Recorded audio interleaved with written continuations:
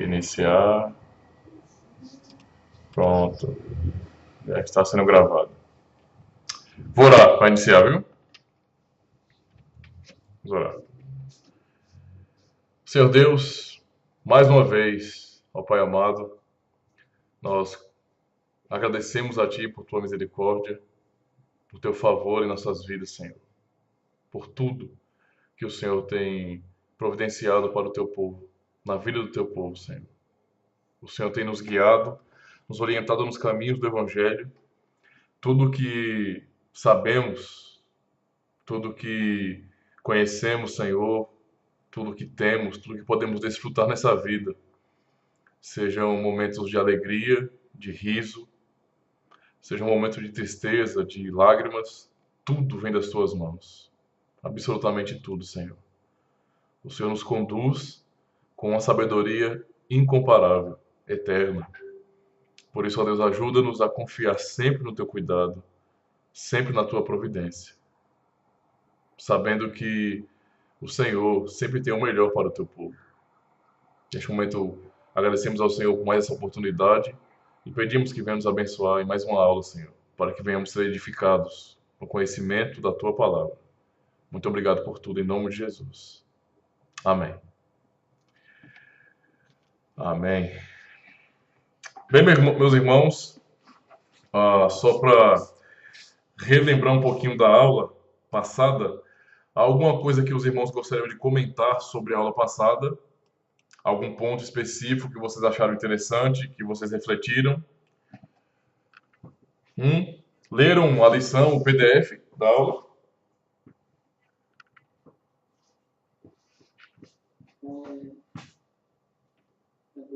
Dá para ouvir, tranquilo.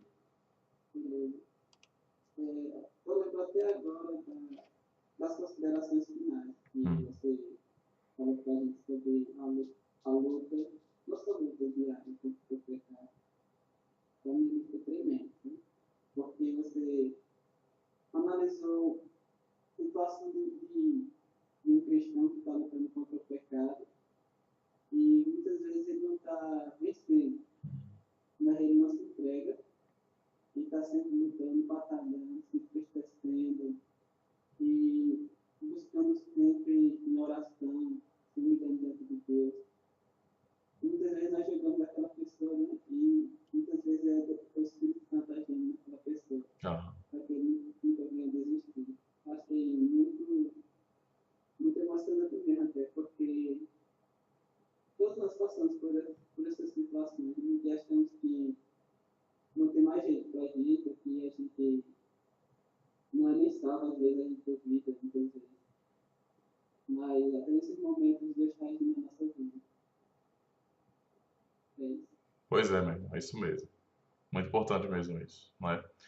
Às vezes a gente não para pensar. Eu fico lembrando de Lutero, não é? Lutero, para pessoas que analisam, não é, o perfil de Lutero, alguns comentaristas, historiadores católicos romanos, teólogos católicos romanos, eles muitas vezes tratam Lutero como sendo uma figura de alguém descontrolado, não é? De alguém perturbado, e eles fazem essa análise pensando nas lutas que Lutero tinha, não é? E tratam isso como algo realmente muito negativo. E parar para pensar um pouquinho sobre isso que você falou, sobre a reflexão da aula passada também, nos lembra justamente isso, que as lutas que Lutero tinha, não é? Essas lutas da própria alma dele, foram que nos levou, nesse sentido, a igreja no século XVI a pensar de maneira tão profunda, não é? Em Cristo, em sua glória, na luta contra o pecado, no descansar na graça do Senhor Jesus Cristo. O incrédulo, não é aquele que é só religioso, externamente falando. Quando ele ouve isso, quando ele estuda Lutero, ele sempre vai entender Lutero como alguém perturbado, não é? Alguém que tinha muitos problemas com o pecado e, portanto, ele usou de astúcia para tentar conduzir a igreja a, de alguma forma, amenizar na consciência dele o pecado, o peso do pecado. Então, o problema todo era ele. Quando, na verdade, o que nós aprendemos na Escritura, não é que o que Lutero ensinou não foi um ensinamento próprio dele. Ele só estava, na verdade, fazendo voz ao pensamento do apóstolo Paulo, que foi inspirado por Deus, justamente para reconhecermos a nossa pequenez, a nossa fraqueza. Então, na verdade, Seu Lutero estava perturbado por causa de seus próprios pecados. Por isso procurava tanto se confessar, não é? E por isso ele perturbava o seu padre, né, o seu superior, não é? Foi justamente isso que Deus usou, não é? A inquietação do coração de um homem para levar a igreja a uma reflexão tão profunda da necessidade que nós temos de Cristo, não é? Então veja onde muitas vezes essa luta interior nos leva, não é? Esse confronto com o diabo, esse confronto com a nossa carne, não é? Que é um confronto real, diário, não é uma luta. Boa noite, chegando mais pessoa aí. Não é é, uma luta, vamos dizer assim, hipotética, não é? Embora seja algo abstrato, não é? Porque está no nosso coração, está na nossa mente, mas ainda assim é uma luta real que você pode sentir em cada momento da sua vida. E Deus, de fato, usou isso para conduzir Lutero a uma compreensão da doutrina, da graça de Deus, né, da necessidade de Cristo e da dependência de Cristo de uma maneira muito profunda. Então, a cristologia dele na reforma foi algo muito profundo, né, muito transformador. E isso, de fato, é algo muito bom. Então, por isso que a gente não tem que julgar, né, pessoas assim. Quando o julgar deve ser sempre aquele julgar de cuidado, de exaltação, para que aquela pessoa seja fortalecida, animando. Mas nunca olhar para aquela pessoa que está lutando contra o pecado como alguém derrotado de verdade. Porque muitas vezes essa luta que ela tem, diária, não é prova de que ela de fato está numa batalha. E às vezes a pessoa que acha que está por cima, porque não tem enfrentado tantos problemas na sua vida, problemas de cunho pessoal, né, do seu coração, talvez é aquela pessoa que não está vivendo uma batalha de verdade. E se você não está vivendo uma batalha, tem alguma coisa errada. Não é? Se você está em paz neste mundo, tem alguma coisa errada. Entendeu? Então, um cristão, alguém regenerado, vive em conflito com a natureza dupla de alguém que não é? Ou seja, vamos dizer assim, já faz parte das primícias do Espírito, não é? Já faz parte do novo céu e nova terra, já faz parte de uma nova era, mas, contudo, vivendo nesse tempo presente ainda, vivendo nessa era presente, isso causa um conflito terrível, não é? E é justamente essa batalha do espírito contra a carne. Então, quando uma pessoa está passando por dificuldade, está lutando, chorando, né, curvada diante de Cristo, isso demonstra que essa pessoa, de fato, foi regenerada, não é? E está sofrendo pelas dores dessa batalha interior que ela tem. Então, muitas vezes, entendeu? Nosso tipo de vida de luta mesmo só demonstra como nós somos cristãos de verdade, entendeu? Em contraposição, às vezes quem está vivendo como se estivesse bom demais, não é conformado com a sua própria vida, demonstra o contrário, demonstra que a sua própria vida não tem, na sua própria vida não tem vivido uma batalha cristã verdadeira, porque talvez nem viu o reino de Deus ainda, nem seja regenerado. Então há essa reflexão, certo? Vamos para o dia do Senhor 4, ok? Dia do Senhor 4, na pergunta 9, dando continuidade, nós acabamos de aprender sobre a questão do Dia do Senhor 3, quando nós entendemos, na pergunta 6, por exemplo, então Deus criou o homem assim tão mau e perverso? A resposta, não, Deus criou o homem bom e justo, não é? E a pergunta 7, de onde veio então a natureza corrompida do homem? E, ou seja, veio do pecado dos nossos primeiros pais, né? Veio de nós mesmos nesse sentido. E pergunta 8, mas somos tão corruptos que não somos capazes de fazer bem algum e somos inclinados a todo mal? E a resposta, bem confrontante, sim, a menos que sejamos gerados novamente pelo Espírito de Deus. A pergunta 9 do dia do Senhor 4 diz, mas Deus não age injustamente com o homem ao exigir em sua lei aquilo que o homem não consegue cumprir? Olha o teor da pergunta, né? O objetivo da pergunta. Observando que nós somos pecadores, não é? Que nós somos pecadores, que fomos conduzidos, logicamente, pelas perguntas do catecismo, a admitir que nós não temos condições de obedecer à lei de Deus, não é, de acordo com a sua própria exigência, não é? Sendo que isso é verdade, Deus não estaria sendo injusto por exigir de nós, seres humanos, algo que nós não temos condições de cumprir, porque as respostas do catecismo, bem como a própria escritura, não é, refletida no catecismo, nos ensinam justamente que nós somos pecadores, que por natureza, como Paulo fala em Romanos 3, não há quem entenda Deus, não há quem busque a Deus, não há quem faça o bem, não há um sequer, um justo. Então, a base escriturística é justamente essa. Ninguém, absolutamente ninguém neste mundo, não é, com exceção de Cristo, que se tornou homem, não é, ninguém neste mundo jamais pôde cumprir a lei de Deus de maneira correta, como é a sua exigência. Se é assim, Deus não estaria sendo injusto? E a resposta? Não, pois Deus criou o homem de tal forma que este era capaz de cumprir essa lei. Mas o homem, sob a instigação do diabo, em desobediência deliberada, privou a si mesmo e a todos os seus descendentes desses dons. Nós lembramos sobre o que falamos na aula passada, não é sobre o que significou aquela morte de Adão, não uma morte física imediata, essa seria apenas uma consequência da morte espiritual, que é justamente o afastamento de todos aqueles dons que Deus tinha dado para o ser humano. Aí você pode pensar no livre-arbítrio, na capacidade de conhecer a Deus corretamente, não é? Tudo isso estava no ser humano, não é? O prazer por desenvolver a criação, por exemplo, né? O mandato cultural, ou seja, ele podia sentir prazer em glorificar a Deus em tudo que ele fizesse, sem nenhum problema. A partir do momento que o homem cai, que ele morre nesse sentido, não é? Ele perde esses dons excelentes, não é? E então justamente isso que é a resposta da pergunta 9, para entendermos que Deus não está sendo injusto. Nós somos os culpados, ok? E Deus, por sua vez, não está sendo injusto ao exigir de nós uma lei que nós não podemos cumprir, nós não conseguimos cumprir.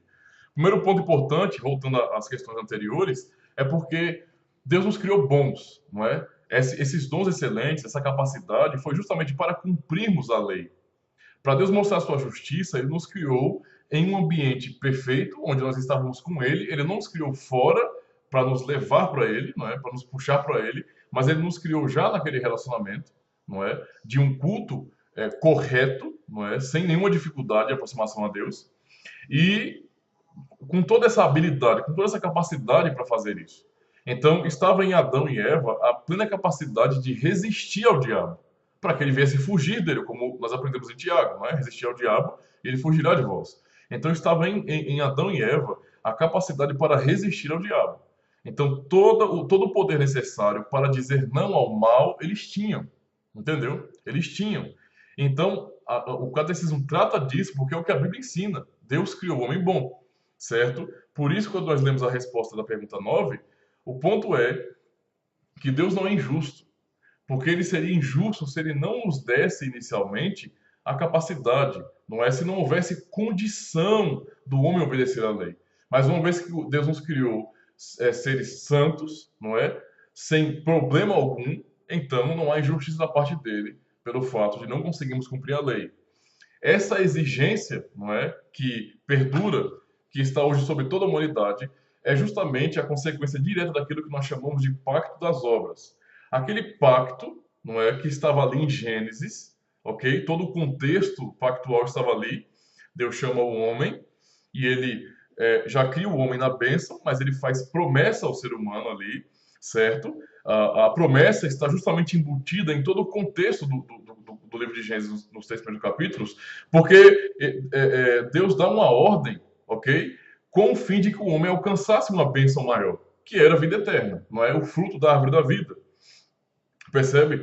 E o pacto era esse, então. Para que você alcance essa bênção, tenha o direito de comer do fruto da árvore da vida, você precisa obedecer. Então o pacto é esse. Por isso nós chamamos pacto de obras. Então é pelas obras que você alcança a vida, certo?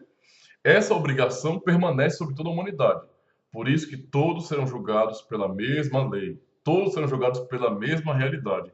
No final de tudo, as pessoas que serão condenadas no lago de fogo, elas irão para lá porque não cumpriram o pacto das obras, não é? Então, se alguém falar um dia bem assim, eu acho que é possível me salvar por minhas obras, você vai responder para essa pessoa, sabendo da sua natureza, do que a Bíblia revela, você sabe que é impossível.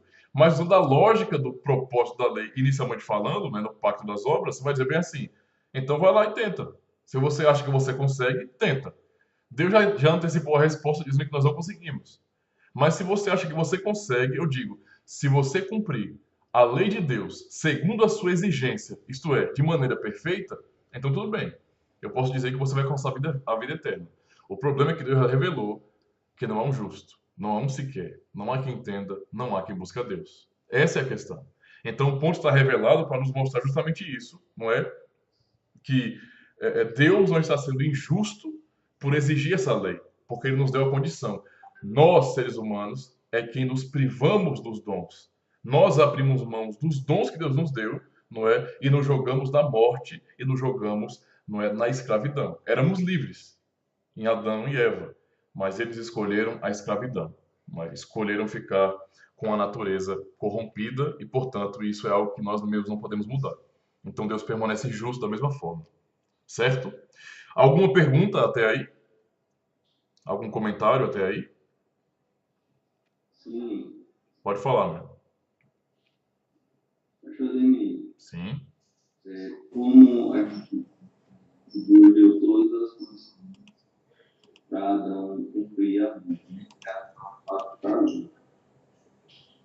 mas, no mínimo, a gente pode falar que a tarefa de Adão não era fácil, era muito difícil, na verdade, né? Porque, lendo o próprio PDF da lição 3, do que o Senhor fez, qual era a missão de Adão, né? Obedecer a Deus, mas isso significava, de acordo com o PDF, né? E ele sendo semelhante a Deus, ele deveria governar como sendo um representante de Deus, né? positivo. Agora, imagine, representar a Deus. Isso é fácil, né? Mesmo para ele sendo profeta, né? O que a gente poderia dizer hoje, até para um homem hoje, a homem representa Deus. Eles têm capacidade de fazer, mas veja que é Deus que você está representando, né? E Deus é perfeito. Por mais que os anjos sejam santos, é Deus que está representando, não é uma tarefa simples, né? Não é fácil, continuar com Deus. Sim, sim. Não é assim, eu entendi. Não é fácil. Tá, vamos admitir então isso aqui. Não é fácil. Não foi uma tarefa fácil, né? Foi uma missão muito importante, muito detalhada de conhecer a Deus, não é? Então, aliás, de servir a Deus, de obedecer a Deus. Tanto no serviço comum, que era o trabalho de desenvolvimento da criação, né? Um mandato cultural, como no serviço de culto, de adoração a Deus, não só por esses meios comuns, ordinários, mas também especificamente na atividade da adoração, não é? Em culto mesmo, em culto, em culto pactual, certo? E viver a vida para a glória dele. Nós sabemos que isso não é fácil, ok? Só que não tem como comparar a situação deles, não é, com a nossa, porque embora você entenda isso como uma tarefa difícil, ainda assim os dons que eles tinham, certo? Nos dava capacidade para que eles pudessem cumprir isso sem trabalho, sem enfado, sem cansaço real, sem você. Quando eu falo cansaço, é você fazer isso de maneira sem ter prazer, não é? Mas eles podiam conhecer a Deus de maneira correta e adorá-lo, não é? E adorá-lo em verdade de todo o coração, certo? Então, os dons que eles tinham justamente capacitavam para isso. Percebe? É claro, iam ter que desenvolver a criação, iam ter que glorificar o nome de Deus em todos os cantos da terra, usando essa lógica aqui. Só que isso não seria uma tarefa que teria qualquer empecilho, teria qualquer dificuldade, vamos dizer assim, para ser cumprida. Não havia problema nenhum, entendeu? É como alguém que tem que desenvolver um trabalho que sabe, ou seja, é habilitado para desenvolver o trabalho e tem à sua disposição todas as ferramentas necessárias para desenvolver o trabalho. Entendeu? Você não tem empecilhos, dificuldades. Todos os empecilhos para o cumprimento dessa tarefa, que é ainda obrigação nossa, não é do ser humano, no sentido geral, não é? Vieram depois da queda. Então você tem que fazer sempre a comparação antes da queda, não é? Em situação da queda. Então pense, quando você fala de cumprir a Deus, pensando na questão de honrar a Deus, pensando na questão da inteligência, por exemplo. Como eles não eram pecadores, como eles não tinham problemas em sua natureza para compreender corretamente a Deus, então a capacidade deles intelectual era muito maior do que a nossa. Entendeu? A nossa limitação até nisso vem do pecado. Não é? A nossa dificuldade de entender algumas coisas. Nós temos inteligência, muita inteligência, nós somos a imagem de Deus, ok? Isso reflete inteligência em nós, porém agora, depois do pecado, isso tem dificuldade, nós somos limitados para compreender algumas coisas. E pecamos muito nisso, não é? Criando teorias, filosofias, teologias, por causa da nossa limitação. Eles não tinham isso, não é? Eles não tinham isso psicologicamente, eles não tinham isso em seus sentimentos, na sua alma, no sentido geral. Eles tinham a capacidade geral, de fato, não é, por esses dons, para cumprir isso, certo? Então, quando você fala de não ser fácil, você não pode pensar que não seria fácil porque havia algum empecilho, alguma dificuldade para cumprir isso. Não havia dificuldade. Não é fácil no sentido de que há um trabalho a ser feito. Não é? E se tem um trabalho a ser realizado, é lógico que não é fácil. Mas no sentido de haver algum tipo de empecilho, não. Percebe? Então tem que fazer essa distinção entre o que eles eram e o que eles se tornaram depois da queda. Entendeu? Toda dificuldade vem daí. Não é? Falta de prazer em obedecer à lei de Deus. Vem daí. Falta de prazer em desenvolver a criação com o trabalho. Vem daí. Percebe? Falta de prazer e, eu digo mais, não só falta de prazer, mas falta de capacidade para adorar a Deus de acordo com a sua vontade. Vem daí. Então, Deus agora está regulando tudo, só que agora eu tenho que lutar todos os dias contra a minha própria natureza. O meu desejo é contra mim e cabe a mim controlá-lo, não é? Então eu tenho que lutar contra isso. E isso traz toda a dificuldade, todo o empecilho que nós enfrentamos hoje. Eles não tinham isso, não é? Então a gente nunca pode avaliar o nível de dificuldade deles aliás, de trabalho, de não ser fácil, comparado com a gente, entendeu? Sempre a gente tem que pensar assim. Tranquilo? Eu quero fazer só um ponto para falar. Sim, pode falar. No caso, assim, eles tinham condições naturalmente de obedecer, embora não seja uma tarefa fácil. Isso. E hoje, para a gente obedecer a Deus naturalmente, não é apenas muito difícil, mas na verdade é impossível. Né? Então, veja só, a tarefa deles poderia até ser difícil, mas não era impossível. Realizar naturalmente. A gente é impossível de ser realizado naturalmente. Para ele, era apenas, vamos dizer assim, muito difícil realizar naturalmente. Então, impossível. Exatamente isso aí. Viu? Continuando. Pergunta 10. Agora. Deus permitiria que tal desobediência e apostasia ficassem sem castigo? Não é?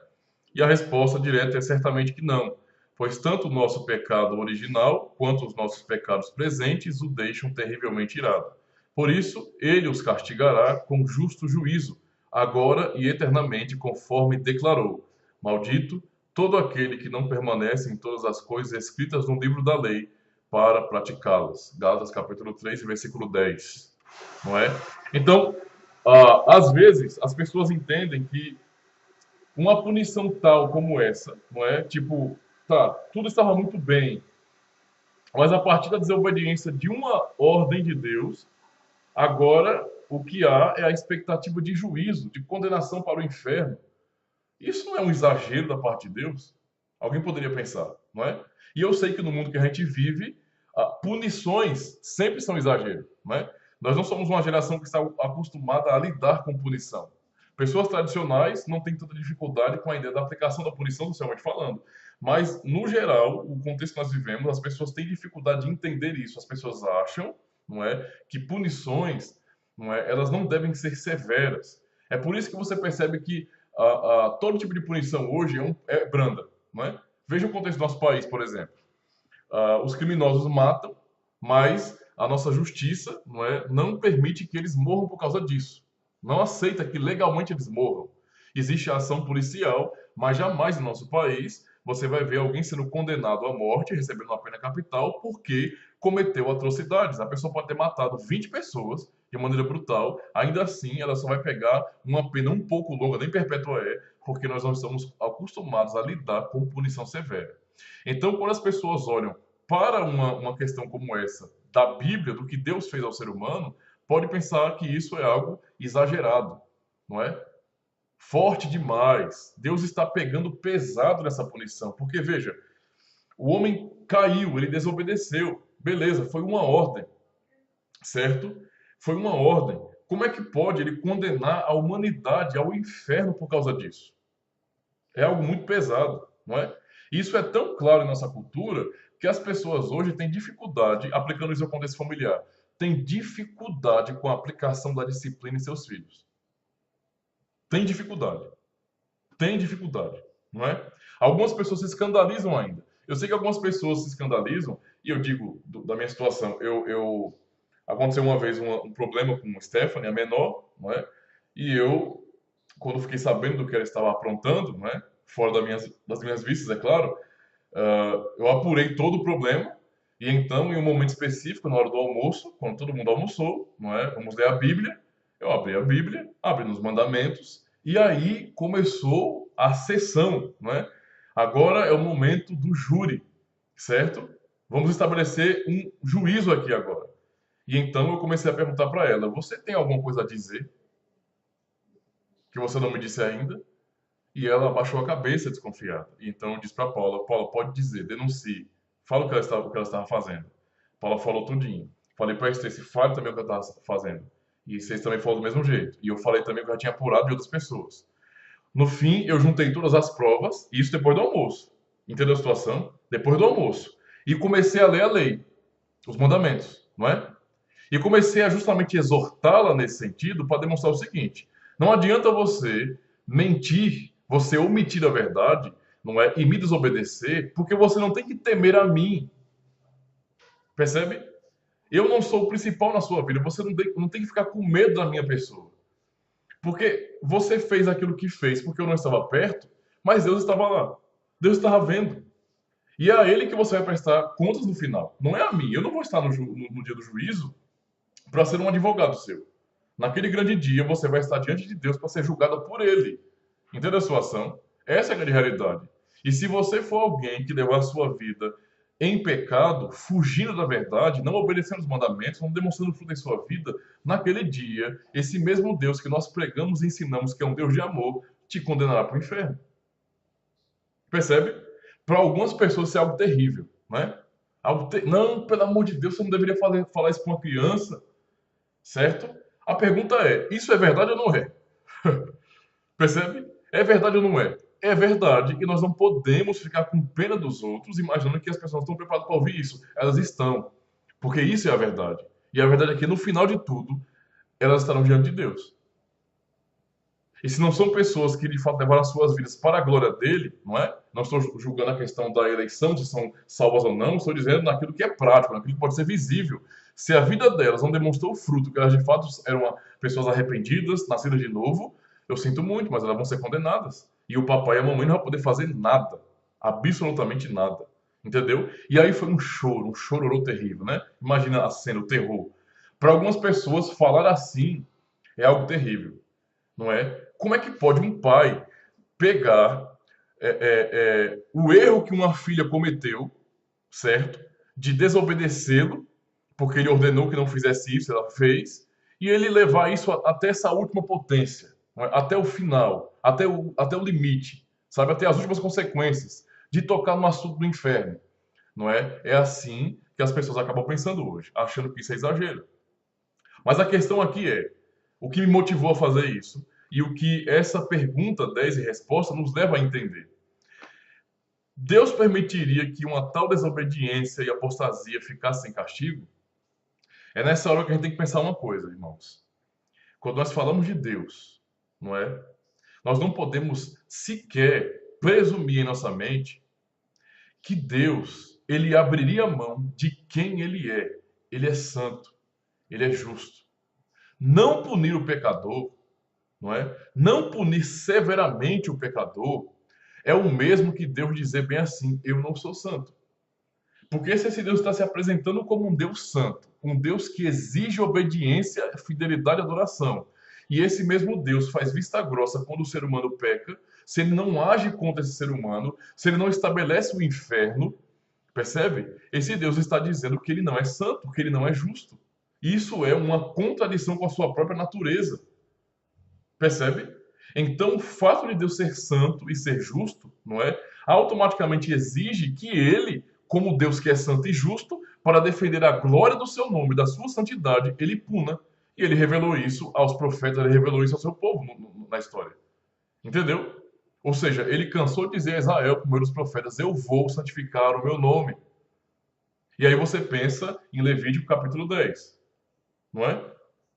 Pode parecer uma coisa simples, não é? Sacerdotes instruídos, treinados, fizeram algo no culto solene, no culto público, no culto solene, ali na adoração, na atividade religiosa deles, que Deus não havia ordenado.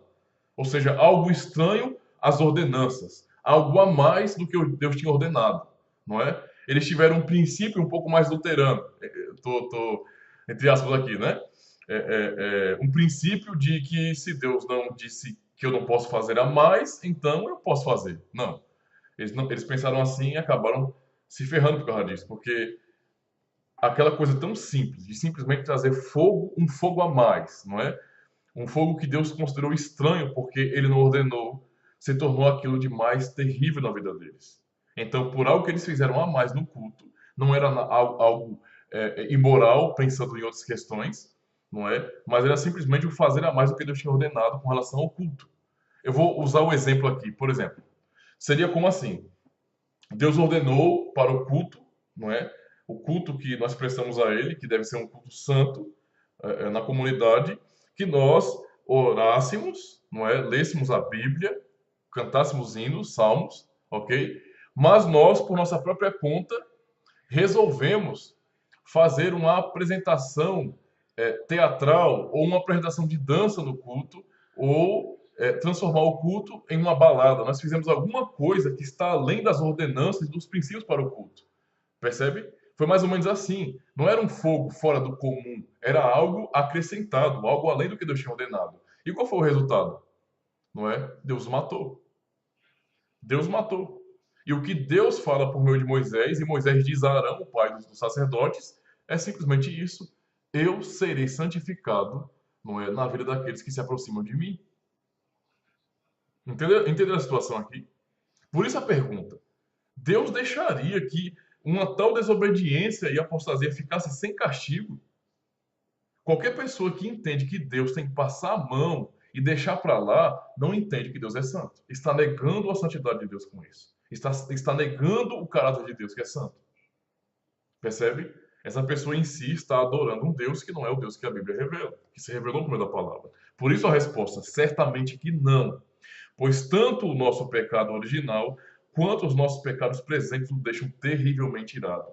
Esse Deus que é santo, não é? Ele está irado por causa dessa santidade e justiça contra o pecado. Ele não pode contemplar o mal. Ele não pode olhar o mal e ficar e fazer vista grossa e ser indiferente ao mal, não é? Nada que aconteceu até hoje ele deixou para lá. Por isso que desde o passado você tem promessas, inúmeras promessas, tanto de bênção para os justos, como nós temos em Salmo 37, por exemplo, né? Ele abençoando o seu povo e fortalecendo a promessa da consolação de que os justos, o seu povo, não é, herdaria a terra. Mas os ímpios seriam desarraigados, seriam destruídos. Ele estava o tempo todo prometendo isso, dizendo que ele estava, sim, ardendo em furor contra o ímpio, contra a impiedade. Percebe?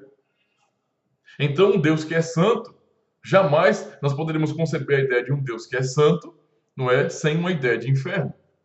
Tem que haver o inferno. Há uma necessidade do inferno para a glória de Deus. Então, ele não poderia de maneira nenhuma, porque isso seria contradição à sua própria natureza, deixar com que o pecado ficasse sem punição. Percebe? Então não é só uma questão de, isso é um erro, mas sabe como é que é, né? O ser humano é. Eu sei que eu criei ele santo, sabe? Mas ele não é perfeito como eu sou, não é? Entendeu aí, Jesus, né? Vamos conversar aqui, vamos conversar da Trindade. Não é Espírito Santo, ele não é santo como nós somos, não é santo como eu sou. Então, não dá pra gente ser tão severo. Não. Ele é santo e justamente por isso não é que tem que haver punição. E severa. Mas severa. Pode falar, galera.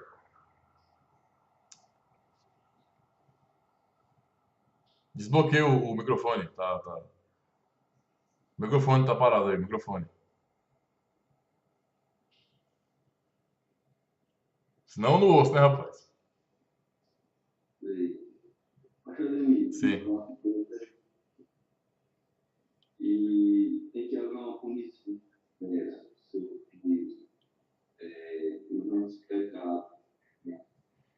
Mas não acho que seja uma forma de discussão severa, não. Isso não seria.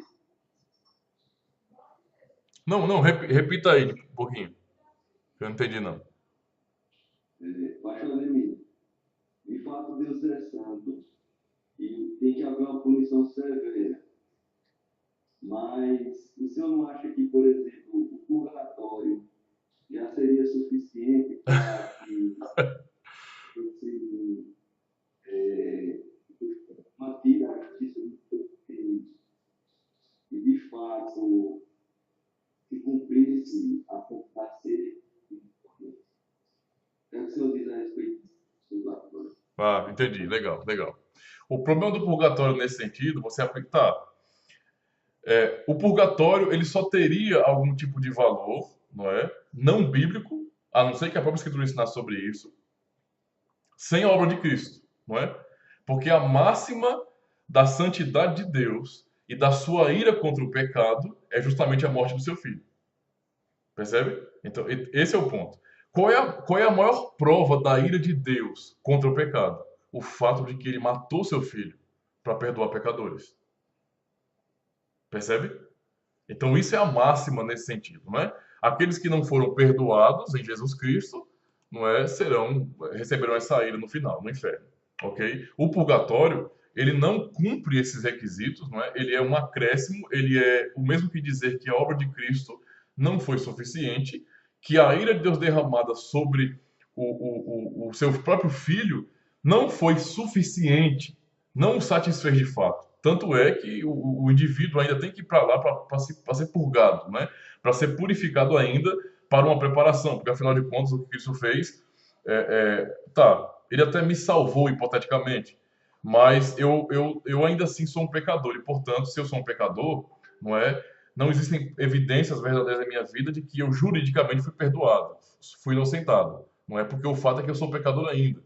Então, eu não estou me importando com a declaração da justiça de Deus, mas o fato é que eu sou um pecador, porque eu vejo falha na minha vida. Então, já que eu não sou tão bom ou tão mal para ir para o inferno, receber essa ira final, o purgatório, ele é uma ferramenta de Deus para me preparar nesse sentido, né? Para que naquele momento da preparação, da expurgação, vamos dizer assim, eu tenha condições, não é, de purificado subir ao céu nesse momento, certo? Então, o purgatório ele não cumpre esses requisitos, não é?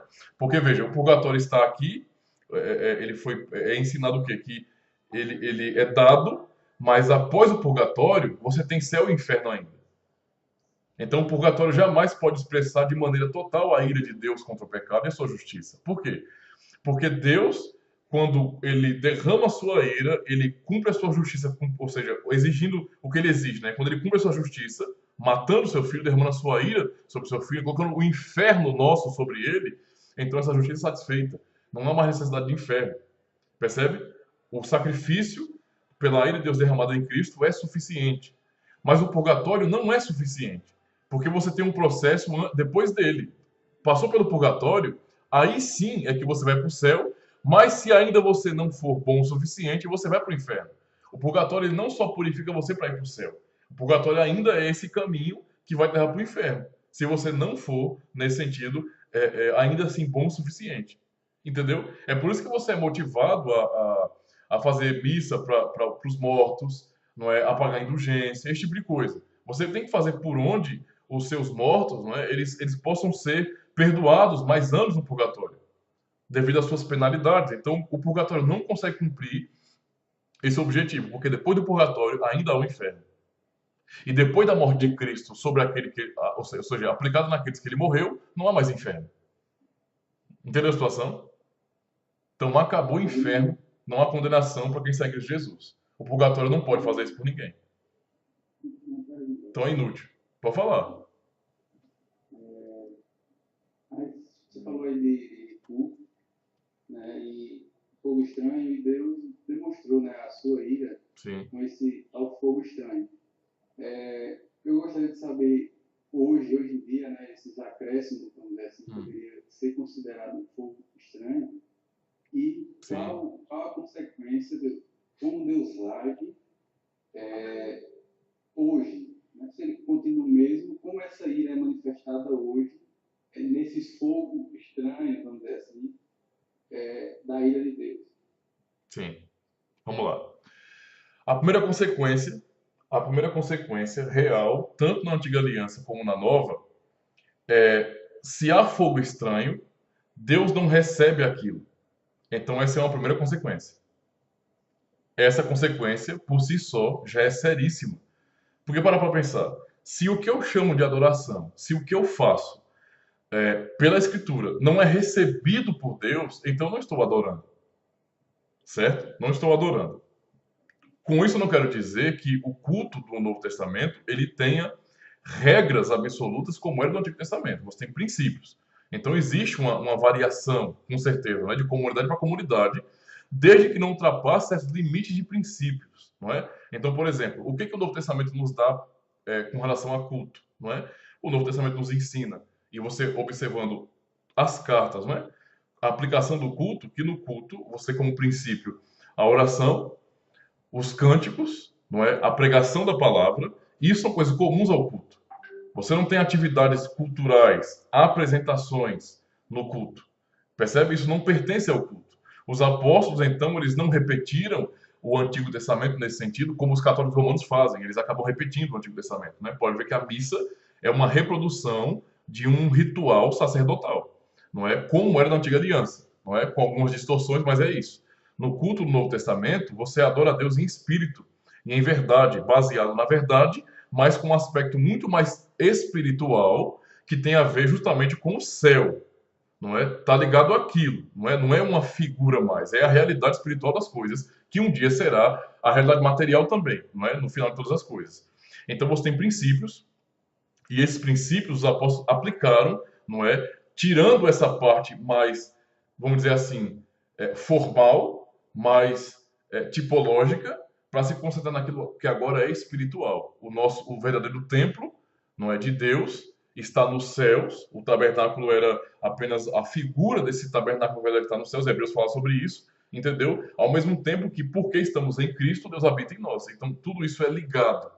Percebe? O culto é isso, é essa ligação completa que nós temos em Cristo com Deus, não é? Pelo poder do Espírito Santo. Então, você tem princípios para isso. Quando você ultrapassa esses princípios, você não vai ver Deus hoje matando as pessoas assim, certo? Por quê? Porque a preocupação agora é lembrar de uma coisa, ele estabeleceu um dia para juízo, não é? Então agora você não tem uma cobrança como era no Antigo Testamento. Então você tem mandamentos que as pessoas eram mortas quando não os cumpria. Não é claro que o contexto ali de Israel era um contexto nacional, né? Nacionalista ali, da aplicação da lei como lei principal do país, vamos dizer assim. Mas você tem um aspecto um pouco mais severo nesse sentido, no que diz respeito à aplicação social. Hoje não há necessidade, porque nós estamos no mundo gentil, não é? E Deus não tem mais uma preocupação de ter uma nação para reger dessa forma, mas um povo que é uma nação que não está presa a um local, a um lugar específico, que não tem que ter regras nesse sentido, leis nesse sentido, mas leis que o povo cumpre espiritualmente no testemunho de sua vida em obediência a Cristo, certo? Logo, quando você pensa em como Deus age assim, como é que Deus manifesta a sua ira, é prometendo justamente aquilo que acontecerá no inferno.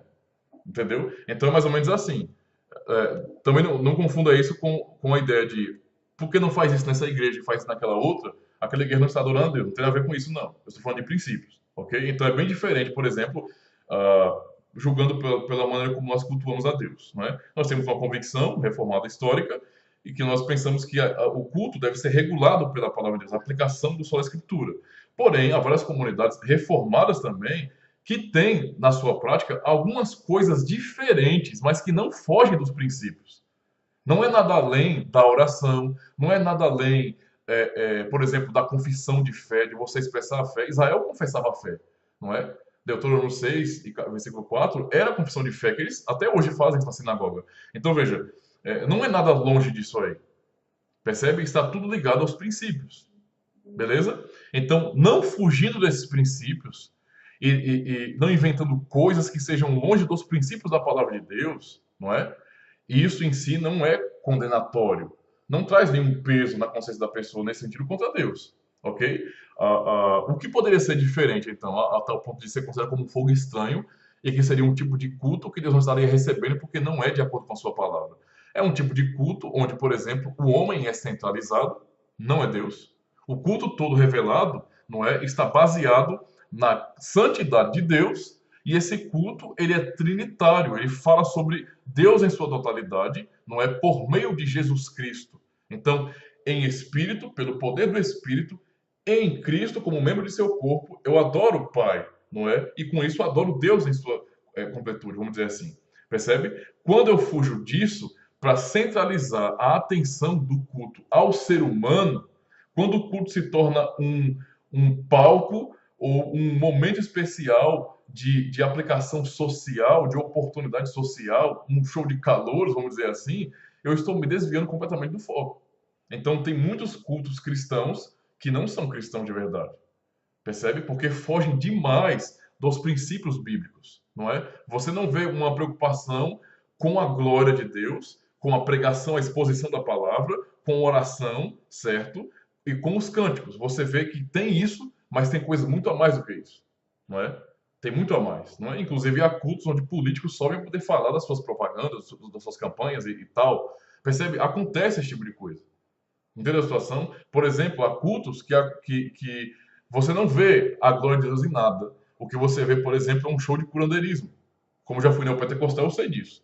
Você não tem nenhum tipo de exemplo de um culto bíblico ali. São tipos de cultos que nesse sentido, demonstram, não é? Demonstram que Deus não está recebendo aquilo, pelo princípio do Antigo Testamento, não é? Quando você faz algo que está além da sua palavra, que é contra os princípios que ele ordenou, Deus não está recebendo aquilo, não é? Então você vê aquilo de maneira nítida, com sacerdotes que foram mortos, não é? Mas pode ter certeza de uma coisa: Deus não está matando nenhum pastor ou nenhum líder de louvor ou nem ninguém nesse sentido que dirige o culto, certo? Mas haverá um dia em que ele julgará essas pessoas. Então isso é que tem que ficar claro na nossa mente, entendeu? Mais ou menos? Deu para entender, Milson? Pronto. Tem uma dúvida que é chamar ignorância, né? Sim. E percebe que muitas pessoas elas cultuam a Deus, né? Tem a motivação correta, mas muitas vezes tem a atitude errada ou não entender dessa forma que você acabou de explicar. Elas que acabam achando que ela está agradando a Deus, por exemplo. Mas são cristãs verdadeiros. Então, assim, eu gostaria de saber como se aplica ainda nesses casos, porque elas não vão sofrer inferno nesse sentido, por um erro ou por uma ignorância, ou vão nesse sentido, ou como é o seu posicionamento.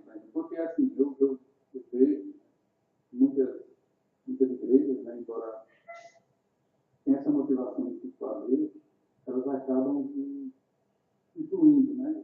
O imposto acaba sendo muito muitas vezes, mas você olha para a pessoa, uma ela fica na verdade. Tipo, ou você mesmo se profeta, você tem alguns já apresentado, mas não poderia chegar lá, não, se você não vê acontecimento, você quer ir, você está colocando coisas assim, qual ainda de fato o Deus é misericordioso e vai elevar o ponto. Isso é questionamento. Pronto. É interessante isso aí, veja. Com relação a isso aí, como é que eu avalio isso? Eu avalio em termos de níveis, certo? Por isso que eu toquei em assunto. Tem comunidades, mesmo reformadas, né? Então, eu usei o próprio exemplo das igrejas reformadas no geral para demonstrar que há diferença de prática nas próprias igrejas reformadas. Porém, ninguém foge dos princípios, beleza? Aplicando isso no sentido geral ao evangelicalismo, você percebe a mesma coisa, né? Você está vendo comunidades que elas preservam os mesmos princípios de culto que nós preservamos. A diferença é que nós temos algo um pouco mais organizado, não é? Devido à aplicação do solo da escritura na íntegra no culto, não é? Mas nem toda a comunidade tem isso. Então, às vezes acontecem coisas que são fora do comum, que nós não faríamos. Entendeu? Nós não faríamos, não é? Porque nós não conseguimos ver respaldo bíblico para aquilo, ok? Mas o que eu estou falando aqui são sobre comunidades que eu presenciei, não é? E até já convivi dentro delas, que elas não têm absolutamente nada de cristãos, de cristã. Absolutamente nada, entendeu? Nada, absolutamente nada. O foco central é o homem e não é uma coisa somente administrada pelo líder da igreja, pelo pastor. É o pastor e os membros, todos estão ali por uma única coisa, não é? São milagres. Eles não estão preocupados, por exemplo, com leitura da palavra. E isso, por exemplo, igrejas até pentecostais, batistas, no geral, igrejas evangélicas, não é? Preservam isso aí, entendeu? Eles têm leitura da palavra, eles têm oração, não é? Eles têm essa ordem simples de culto, não é? Que preservam esses princípios. Entendeu a situação? Então, por mais que aconteçam coisas que sejam fora do comum entendeu? Ainda assim não leva eles a um nível tão grande que eu poderia chamar de apostasia. Percebe? Seria um desvio nesse sentido do culto a Deus, ok? É claro que aqueles que conduzem o povo serão mais cobrados, não é? Porque eles são responsáveis por isso, certo? Mas eu estou falando de ambientes onde você chega e você percebe que isso aqui não é algo cristão. Você não está vendo princípios ali, não é? Ah, mas eles fazem oração, pastor. Mas observe a oração como é feita. Observe o propósito das orações. Percebe? Se você vai na igreja batista, se você vai na igreja reformada, se você vai até na igreja pentecostal, você percebe que existe uma base para a oração deles que é bíblica. Ninguém está tirando isso, então você percebe isso aí, não é? Eles oram reconhecendo a Deus como Senhor poderoso. Às vezes alguns pregadores, não é, que é exaltado, acaba distorcendo isso. Mas no sentido geral, no que você aprende na igreja, você não aprende isso aí, não é? Não aprende esse tipo de coisa. Por exemplo, a questão da música em si. A música é distorcida às vezes, não nos agrada, não é apropriada para o culto, eu admito, não é. Mas eles estão procurando cantar aquilo que de fato expressa a palavra de Deus, embora que de maneira ruim, não é? Com uma cultura pobre, ruim, certo? Mas não foge dos princípios. Quando você vai para um tipo de comunidade que se diz cristã e que você percebe que tanto as músicas cantadas como as orações feitas, ou mesmo a pregação da palavra, às vezes nem tem pregação, são desvios completos da palavra de Deus, de verdade, da obediência à palavra de Deus, não é? Você não tem como olhar para isso e dizer, isso é um culto cristão. Não dá. Está completamente distante. Entendeu a situação? Eu não estou dizendo com isso que, então quer dizer que aquela comunidade, no sentido geral, está condenada. Não é isso. Os indivíduos eu não posso julgar. Mas a instituição em si está promovendo um tipo de culto que não é bíblico, não é fiel. Aquelas pessoas serão julgadas, entendeu? Agora, se resta ali pessoas que são de fato de Deus, cristãos verdadeiros, eu não julgo isso. Não é esse o ponto para mim. Não é isso que eu vou julgar, certo? Mas no sentido geral, a instituição está promovendo um tipo de culto que no fim não é aquilo que Deus ordenou, certo? Embora ali hajam verdadeiros adoradores. Eu não duvido disso aí não é? Porque o salvo é um adorador verdadeiro. Isso não tenho dúvida, não é? Não tem como você ser um salvo e não ser um adorador verdadeiro. Você adora a Deus como um salvo, porque você foi salvo, você foi liberto do pecado do mundo, você tem uma esperança em Cristo, então você vai adorar a Cristo, não é? Não da maneira exatamente bíblica, mas você não vai estar em uma situação de apostasia, como algumas comunidades acabam promovendo nesse sentido, não é? Quando eu era da Mundial, por exemplo, citar um exemplo para você da Mundial, não é? Na Mundial do Poder de Deus havia culto 3 vezes por dia. Não há nada, absolutamente nada, que caracterize aquele culto que acontece lá como um culto cristão. Nem você sendo o mais baixo possível. Eu vou tentar ser o mais baixo possível. Eu vou tentar levar a uma cultura cristã mais baixa possível. Nem ali você encontra isso. Entendeu? Aquilo ali é uma sessão espírita. Sessão espírita. Aquilo não é um culto. Entendeu? E as pessoas que estão lá, elas não estão lá por conversão. Porque você percebe que tanto igrejas batistas, pentecostais, reformadas, há o conceito da conversão. Lá não existe isso. Tanto é que você, quando chega na ceia, por exemplo, a ceia é aberta para todo mundo ceia. Você chega lá, você é macumbeiro, pai de santo, bêbado, você ceia. Entendeu a situação? Não existe nenhum tipo de supervisão. É algo completamente longe da palavra de Deus. Esse tipo de coisa é que eu estou dizendo. Isso aí não passa. Entendeu a situação? Não os indivíduos em si eu não estou julgando, mas a instituição está promovendo algo que Deus não recebe. Isso aí, para mim, é claríssimo. Entendeu? E aí, para mim, é a aplicação daquele princípio do Antigo Testamento. Entendeu? No final, Deus julgará. Não é? E Deus vai julgar todo mundo, não é? A partir disso aí. Deu para entender? Deu para entender. Pronto. Não é? Porque senão a gente fica tipo, tentando restringir demais a questão da adoração à tradição, né? Então a gente tem que tomar cuidado com isso. Não é a tradição em si. Nós agradecemos a Deus por entender que nós temos um culto mais bíblico, não é? Mas tem várias comunidades que, embora não entendam assim, também estão praticando culto bíblico, não é? Ao passo que há outras que, de fato, estão completamente distantes desse princípio. Não tem princípio nenhum, não é? E ali não tem como eu dizer que você tem uma comunidade que de fato está exaltando a Cristo, porque não está. Não é? Você pode perceber isso. Por isso que você tem esse exemplo pior, que é o exemplo neopentecostal. Né? Ali o negócio é difícil. Difícil. Vou passar para a pergunta 11, que é a última pergunta.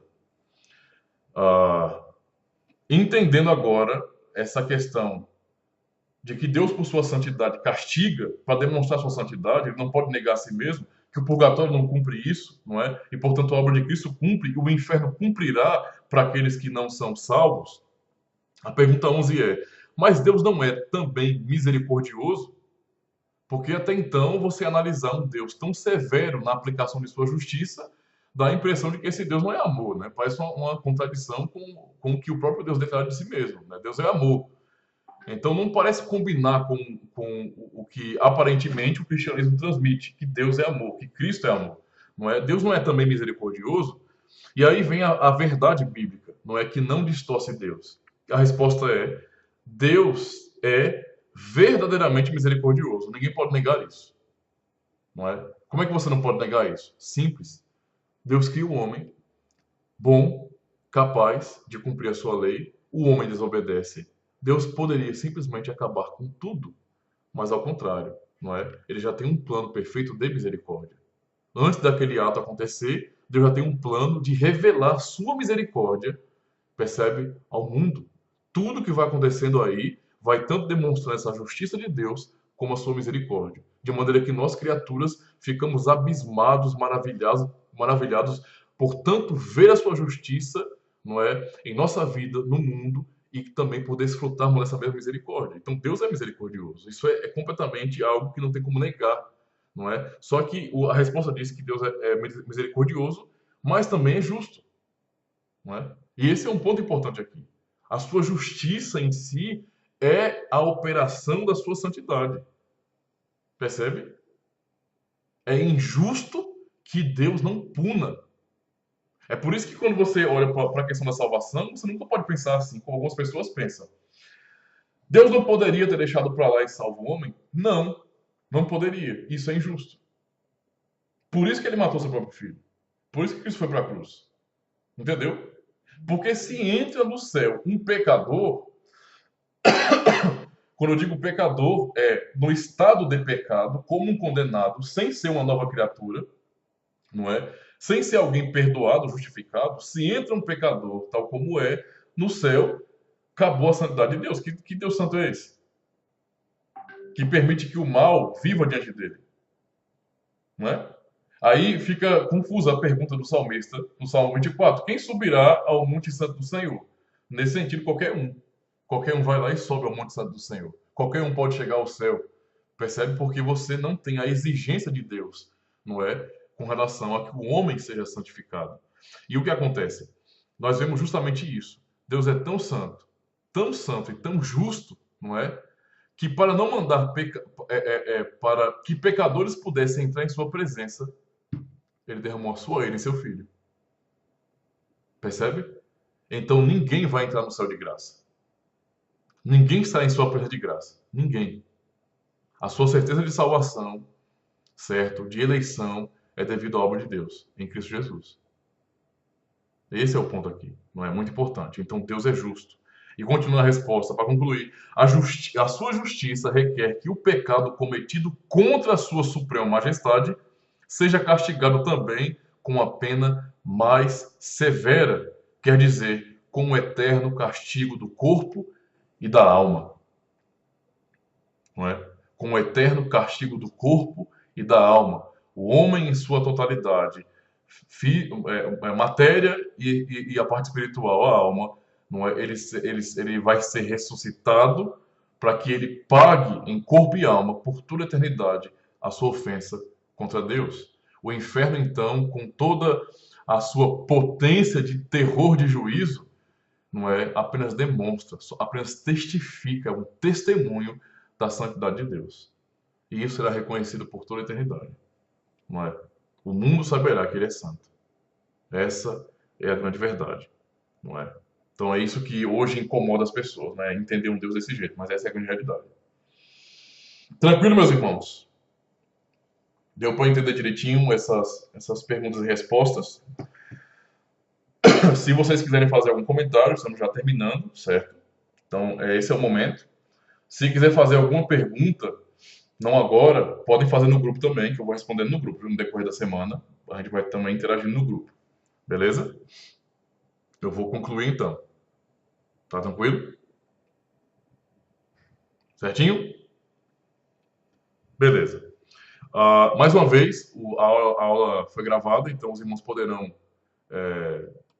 aproveitar, né, mais uma vez, se quiserem assistir mais uma vez para tirar alguma dúvida. E também eu vou postar o PDF do comentário desse domingo, né, do catecismo, certo? Cajé? Sim? Tem uma pergunta. Pode fazer mesmo. Agora na argumentação dessa, acho que foi na pergunta 2, né? Aí a pergunta 2 não, na segunda pergunta. Pergunta 10. Pergunta 10. Estou falando assim, que Deus já tinha um plano, né? Sabia, no caso, ele já sabia que o homem ia pecar, não é isso? Positivo. No caso, como isso agora há pouco, seria muito difícil, ou difícil talvez, para o homem cumprir o papel dele de representar a Deus, porque ele estaria representando Deus, né? Mas isso é falando, no caso, falando humanamente, né? Humanamente falando. Mas no caso, pelo papel de Deus seria impossível, né? Sim. Não é? Embora que você não pode misturar uma coisa. Quando Deus pela lógica do decreto de Deus, tá tudo certo. Tudo foi decretado, beleza? Mas a liberdade para fazê-lo é real. Entendeu? Absolutamente real. É por isso, justamente por isso, que você tem um registro de que o que Deus fez foi tudo muito bom, não é? Para que ficasse estabelecido e claro que a capacidade para fazê-lo é real. Era real, entendeu? Não havia nenhuma possibilidade a partir de nossa ótica. Deus nos deu todos os dons necessários para isso. Deu a Adão e a Eva nesse sentido, entendeu? Então isso tem que ficar bem estabelecido na nossa mente, ok? Isso não altera nada na questão dos decretos. Tudo bem. Tranquilo. Tranquilo. Pronto, então, vamos terminar. Queria pedir, já que o irmão Emilson aí apareceu hoje pela primeira vez, né? É novato na catequese. Por favor, irmão, pode terminar fazendo oração? Te desbloqueia aí o microfone para fazer. Oremos, né? Amém. Senhor Deus, muito obrigado a Deus, Pai, por mais um estudo, ó Deus, por aprender um pouco mais da sua palavra, Senhor. E pedir ao Pai também que o Senhor esteja nos abençoando essa aula, Pai, para mim. E venha cada dia mais nos fortalecer, né, com o teu conhecimento da tua palavra. Sempre que peço, em nome de Jesus. Amém. Amém. Deus abençoe, meus irmãos. Bom descanso a vocês. Vou deixar o link também aí no grupo e o PDF, não é, do comentário dessa aula de hoje, beleza? E aí você pode estar lendo um pouquinho também, tem algumas referências ali legais também, beleza? Quero recomendar aos irmãos que, só para lembrar, o catecismo é um documento público de graça, então vocês podem ir na internet e ver a pergunta e resposta, para quem não tem o material em mãos. E eu quero recomendar que os irmãos leiam os versículos bíblicos, por favor, só relembrando, né? Leiam os textos base, para que vocês tenham na sua mente, na mente de vocês, né, que se trata da palavra de Deus, né? Então tem que lembrar sempre disso, ok? Aqui eu só estou fazendo uma aula explicando, não é, o teor das perguntas e respostas, mas é importante que os irmãos leiam os versículos em casa, não é? Aí é só. Então vou encerrar. Ed Cláudio? Pode perguntar uma coisa? Já depois que concluiu, rapaz, perguntar, vai, fale, vai. Rápido. Na pergunta 9, Ah, onde tem a palavra lei aí, essa lei aí. Sempre que você vê a palavra lei, está se referindo aos mandamentos? sim. Não os mandamentos formais entregues no Sinai, não é? Mas é a mesma lei moral, não é? Então, essa lei, eu vou dar um exemplo para vocês, só um exemplo para poder fechar aqui, para me desligar. José tinha a consciência de que se deitar com a mulher de outro era adultério, era pecado, Não é? Da onde vem essa consciência de José? Percebe? Então, a consciência moral da lei de Deus estava no povo, estava nele, né? Está no coração de todo ser humano, não é? E havia princípios ali que eles obedeciam. O que não acontecia é que não havia uma lei ainda estabelecida como algo formal para o povo, né? Para você ter preceitos específicos escritos, né? Como registro. Percebe? Mas a lei é a mesma, a moral é a mesma. Depois eu vou, não nessa aula, claro, já terminou, mas numa outra oportunidade eu vou expor como que Adão quebrou os 10 mandamentos, para vocês terem uma ideia. Não é que aquilo ali, aquele ato de desobediência representa justamente a quebra de toda a lei de Deus. Então toda vez que a pessoa fala de lei, a gente fala disso, no lei geral. Entendeu? Sem pensar nas divisões de lei, Moisés, leis específicas para Israel, porque na verdade eram apenas aplicações dessa lei moral, não é, que é resumida nos 10 mandamentos. Ok? Certinho? Obrigado. Então, meus irmãos, boa noite, Deus abençoe, viu? Boa noite. Boa noite, boa noite.